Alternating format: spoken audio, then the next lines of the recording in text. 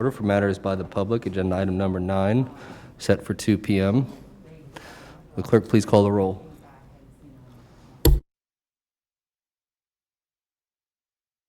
Mayor Kerner, Here. Commissioner Marino, Commissioner McKinley, here. Commissioner Sachs, Vice Mayor Weinroth, I'm here. Commissioner Weiss. Here. Thank you. Wonderful. All right, I'll turn it over to Commissioner Bernard. Thank you, Mr. Mayor. The first person will be S.H. Jack Hairston. Okay. Okay.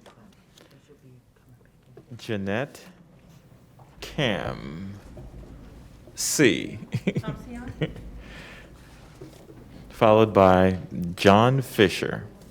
Good afternoon, ma'am. You'll have 3 minutes. Thank you for being here today. Thank you. My name is Jeanette Compsion. I'm from Boca Raton, Florida. I would like to make you all aware of a serious problem in South Palm Beach County that has heretofore not been given its due attention and consideration. On Lyons Road, south of Glades and north of Palmetto Park, there are 2 communities, the Timbers of Boca and Escondido, who have been begging for a traffic signal for at least 5 or 6 years.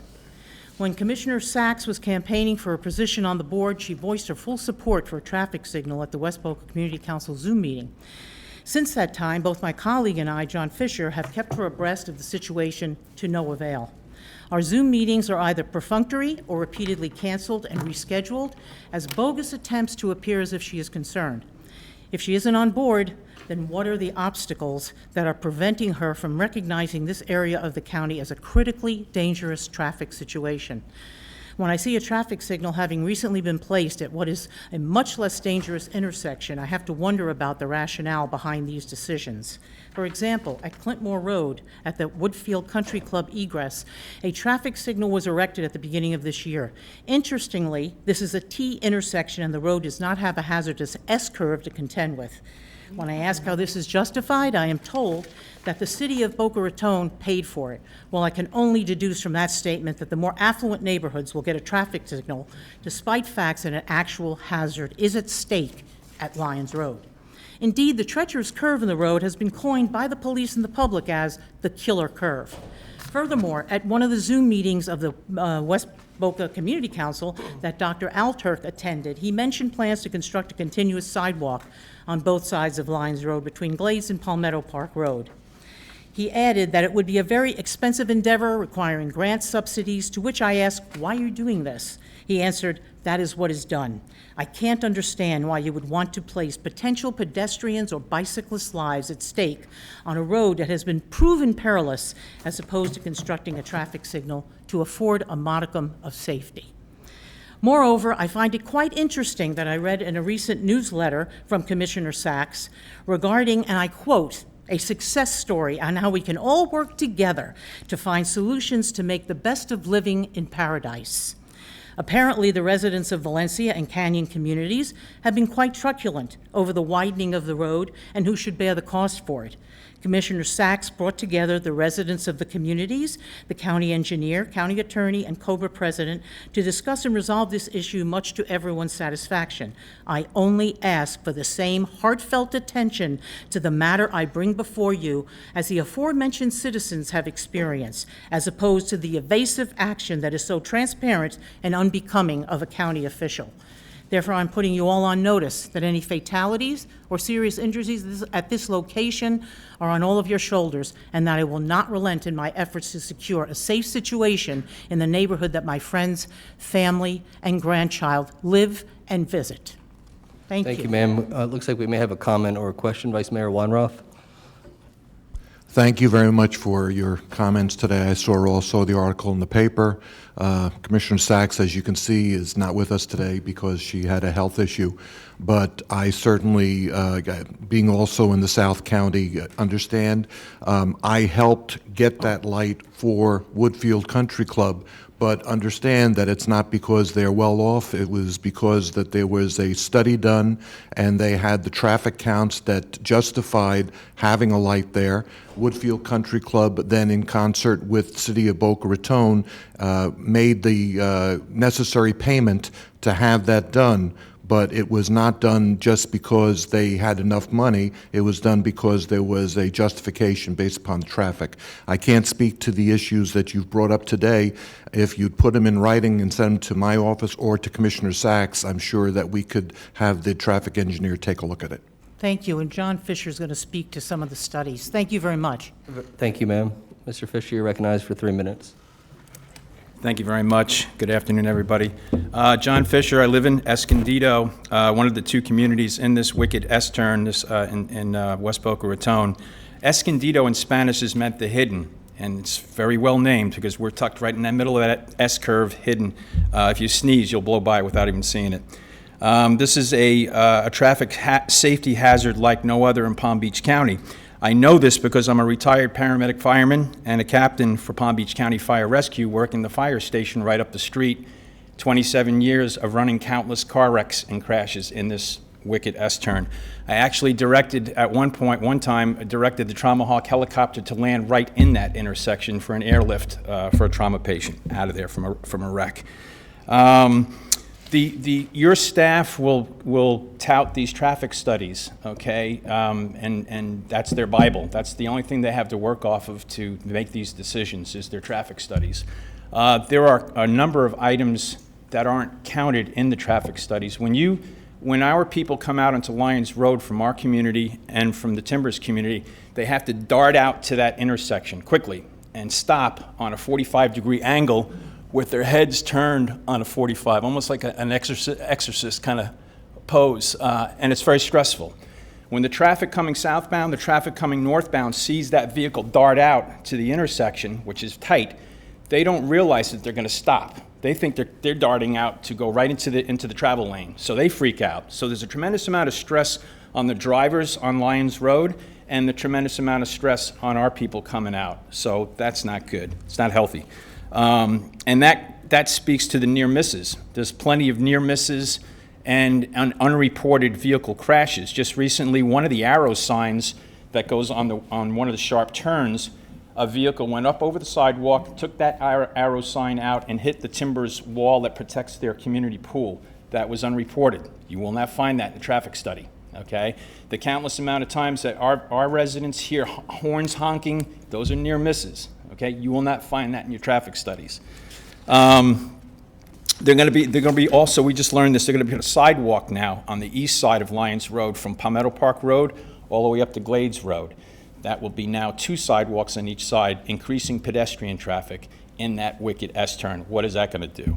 One of the last things that I'm going to add is that GL Homes is slated to build 3 more communities on Lyons Road, just north of Glades Road, and another community in the Boca Municipal Golf Course off of Glades Road near Lyons Road. So that's going to increase traffic up and down Lyons Road within the next 1 to 2 years.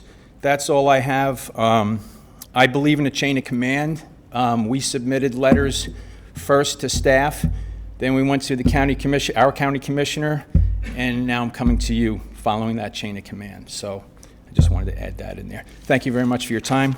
Please help us. We need some help. Thank you, Captain Fisher, and thank you for your service to Palm Beach County. And despite Commissioner Sachs' absence here today, she's always up matters by the public, but she did have a legitimate health issue today. I'm confident that her staff is listening to this through our broadcast and certainly in our radar now. So thank you for your appearance here today. Thank you. Thank you, Mr. Mayor. The last person will be Mr. Drew Martin, and then we have also online comment cards. Very good. Mr. Martin?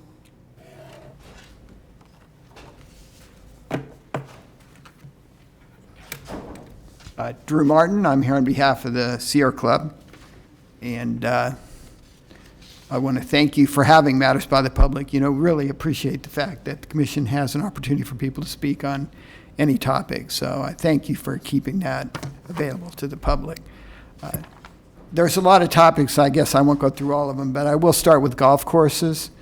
And it was interesting, Frank Sarabino had an article about somebody using these funds for COVID to build a golf course. And, you know, it's really, it kind of makes us a little bit wishy-washy when we keep, you know, when people get up here and say, oh, nobody golfs, can't keep a golf course, nobody uses it, we can't afford to have golf courses. And yet, somebody's building a golf course using funds that were designed to help people who are getting through COVID. Then we have the county spent how much money building the Bert Aronson golf course. So the point is that, you know, I think it's just showing that the people who buy these golf courses really don't care if there was a need. They're buying them because it's a cheap property and they want to develop it. And what we're saying is what they ought to be using is those funds to buy those golf courses, and the county ought to be buying them because they're part of the open space PUD, and they ought to be making them green space to help with tree canopy. Now, we will be doing a tree canopy presentation. I'm working with Patrick for a presentation for October 28th. And I really would like, when we talk about the ag reserve and the golf courses and that, to start talking about climate.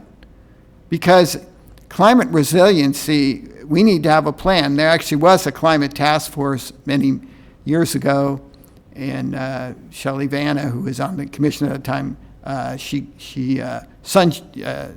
whatever they call it, sunsetted it, you know, which I think is really unfortunate, because if there's any issue the county could use some, you know, which I think would be beneficial, is to get some public input on climate change.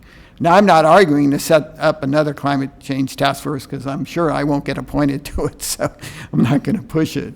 But, you know, the point is, when we talk about these things, we ought to be talking about the issues of climate change. So when we talk about getting rid of a golf course, how's that impacting climate change? When we talk about selling farmland, for instance, the Bowman property, and turning it into a school, what's the climate change result to that? And are we really thinking about that?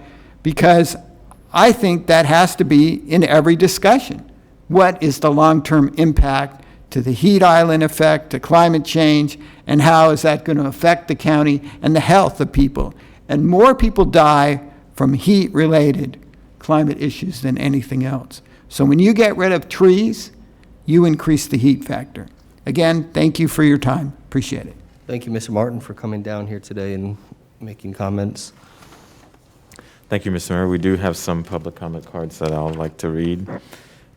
We have the first one from Arthur Morgan, and it says, "We need more shade trees. Palm trees are not shade trees. Global warming is real, and it is getting hotter. This is bad for our tourism, outdoor jobs, and the poor who cannot afford AC. Shade reduces the surrounding temperature." Ordinance number 2018-002, referenced in the UDL code, Article 7 reads, "Palms planted in groups of tree or more may be counted as one required canopy tree. We're removing shade canopy trees and replacing them with palm trees." The next person is from Debbie Lewis, who resides in the acreage. "Who in Palm Beach County government and what Countdown to Zero nonprofit partner shelter said mobile veterinary spay-neuter units are not effective ways to deliver the PBC community these essential services? There are mobile veterinary units operating across the U.S. providing them incorrect. Visit the Facebook site of the California nonprofit SNP Bus Spay-Neuter Imperative Project. A recent post reported 127 dogs and cats sterilized in one day using 2 mobile units in a rural area of Monterey County, California. For this event, they used a double horse trailer connected to electricity as a recovery room. And regarding Palm Beach County government's excuse that there are no veterinarians to hire for a mobile unit, then why is the county allocating $250,000 for plans and $2.5 million to renovate an existing building that the county plans to lease in Pahokee? Because unless you're using existing veterinary resources and take them from the main shelter, there won't be